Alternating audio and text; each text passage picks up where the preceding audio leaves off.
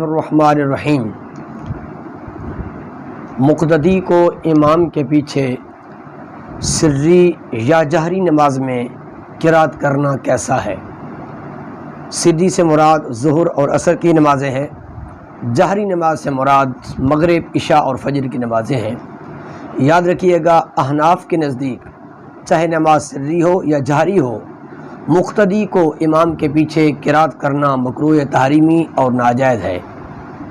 مقتدی امام کے پیچھے قرات نہیں کر سکتا، چاہے ظہر اور عصر کی نماز ہو، چاہے مغرب اور عشاء اور فجر کی ہو، چاہے وہ آخری 2 رکعتیں ہوں، چاہے وہ پہلی 2 رکعتیں ہوں۔ سرکار دو عالم صلی اللہ علیہ وآلہ وسلم کا فرمان عالی شان جو سنن ابن ماجہ اور امام احمد بن حنبل رحمہ اللہ تعالی علیہ نے اپنی مسند امام احمد کے اندر نقل کیا ہے، سیدنا جابر رضی اللہ تعالیٰ عنہ سے روایت ہے، قال رسول اللہ صلی اللہ علیہ وسلم من کان لہ امام فقراءۃ الامام قراءۃ لہ، کہ جس آدمی کا امام ہو تو امام کی قرات مقتدی ہی کے لیے قرات ہے، یعنی جو امام قرات کر رہا ہے وہ مقتدی کی طرف سے بھی کفایت کر جائے گی، لہذا مقتدی کو قرات کرنے کی ضرورت نہیں ہے۔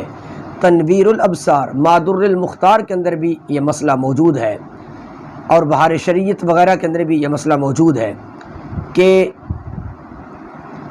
والمؤتم لا یقرأ مطلقا فإن قرأ کرہ، فرمایا کہ مقتدی امام کے پیچھے قرات مطلقا نہیں کرے گا، اگر وہ قرات کرتا ہے تو یہ مکروہ ہے۔ خلاصہ کلام یہ ہوا، احناف کے نزدیک مقتدی چاہے ظہر اور عصر کی نماز ہو، چاہے آخری وہ 2 رکعتیں ہوں یا پہلی 2 رکعتیں ہوں، چاہے وہ جہری نمازیں ہوں، مقتدی کو کسی صورت کے اندر امام کے پیچھے قرات کرنا جائز نہیں ہے۔ وہ حدیث مبارکہ جو ملتی ہے کہ جس نے فاتحہ نہیں پڑھی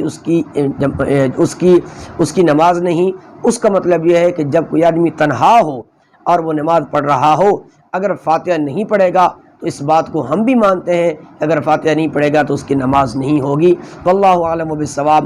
اللہ پاک سمجھنے کی، عمل کی توفیق عطا فرمائے۔